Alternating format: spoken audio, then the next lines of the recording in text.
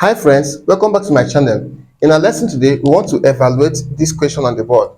We are asked to simplify or evaluate cos theta plus sin theta over sin theta if tan theta is 3 over 4. Now the first thing we want to take note of is that the trigonometric identity of tan theta is opposite over adjacent. That is, tan theta is opposite over what? Adjacent.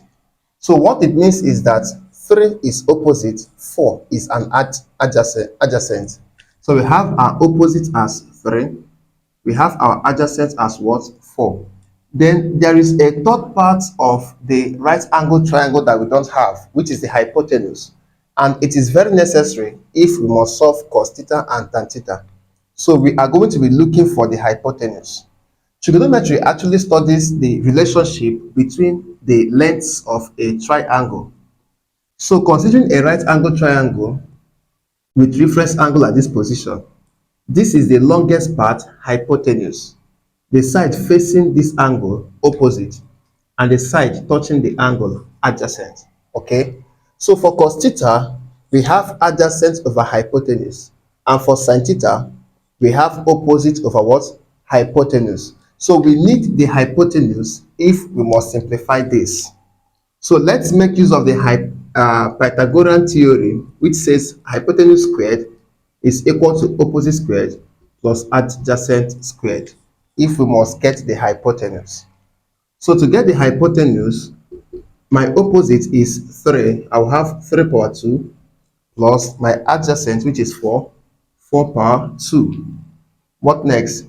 3 power 2 is 9, 4 power 2 is 16. Add the both, we have 25. All right, so the hypotenuse squared is 25. To get the hypotenuse, I'll take the square root of the both sides, so that square root takes away square. Then we have the hypotenuse to be what? 5. So the third part of that right angle triangle is 5. So if here is 3, here is 4, here is what? 5. So we can comfortably solve for the cos theta and for the sin theta now. Okay, now let's identify the identity of cos theta. Cos theta is adjacent over what? Hypotenuse. Now looking at these lengths, the adjacent is 4. So we have 4 over hypotenuse what? 5. Therefore sin theta is opposite over the hypotenuse.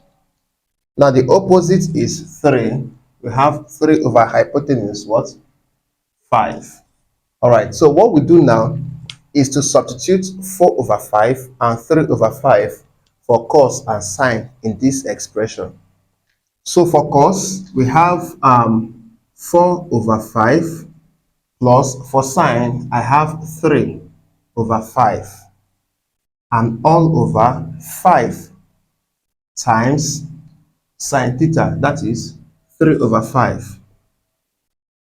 Then let's simplify. We add the numerators.